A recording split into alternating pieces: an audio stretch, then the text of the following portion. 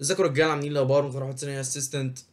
بعيدا عن الصوت المريب، ولكن فيديو النهارده في غايه الاهميه، فركز معايا بعد اذنك لو انت طالب علم رياضه بالذات. احد اعضاء جروب واتساب ثانويه اسيستنت تواصل مع احد ادمنز الجروب بتاع الواتساب، والادمن دوت تواصل معايا ووصل لي السؤال الاسطوره ده. السؤال دوت بيقول لي: لو انا لسه ما حلتش اسئله ماس، ايه طريقه الحل؟ بتسالي كده بالظبط، ايه طريقه الحل وازاي ان انا اكون افكار. سؤال يعني مش قادر اقول لك لما اتسال لي انا عملت رد فعل عامل ازاي. فضلت امدح فيه تقريبا نص المسج من كتر ما انا فعلا وحشتني الاسئله الاستاذه دي، لان هو ساله والله لا اقرا لك ايه يعني السؤال بالظبط، لان الاسلوب والكلمات اللي تم اختيارها فجره. بص بعد اذنك، ايه هي طريقه الحل في الماس لو انا لسه ببدا احل وعايز اكون افكار؟ شايف الاستاذ واحد استاذ عارف هو عايز ايه، فاهمني؟ ده استاذ ده. تمام. الرد: هتخش هتفهم دلوقتي، هقول لك ليه، بس انا اقول لك هتعمل ايه.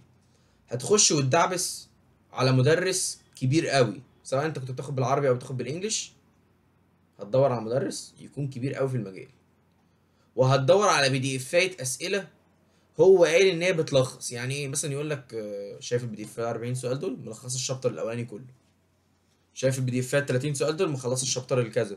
شايف بقى ال 100 سؤال دول ملخصين الجبر والهندسه الفراغيه كلها، او السوليد جيومتري والجبر كلها.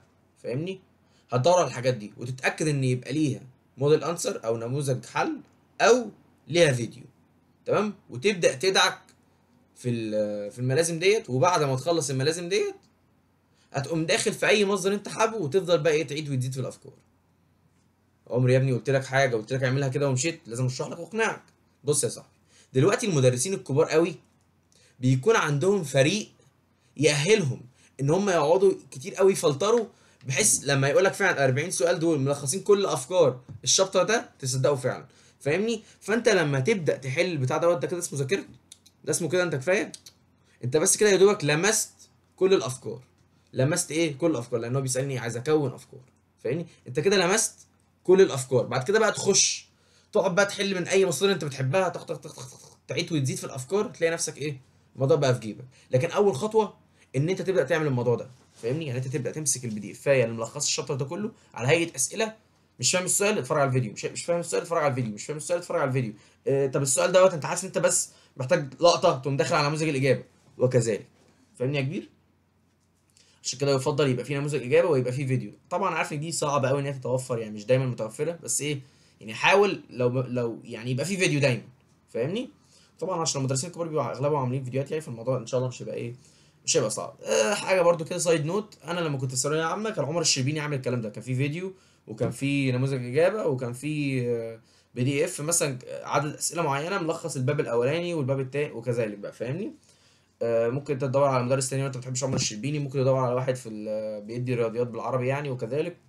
ولكن بعد اذنك الخص لك اللي انا قلته بسرعه جدا.